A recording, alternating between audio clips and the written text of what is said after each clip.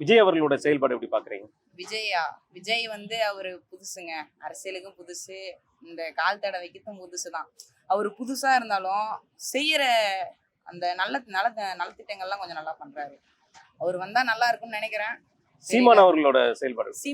சீமான பொறுத்த வரைக்கும் அவர் வந்து அரசியலை விட்டுட்டு கதைகள் நிறைய பேசுறாரு. வர வர கதை நல்லா சொல்றாரு. நல்லா தாலாட்டு பாடுற குழந்தை மாரி கதை நல்லா சொல்லி தூங்க வைக்கிறாரு.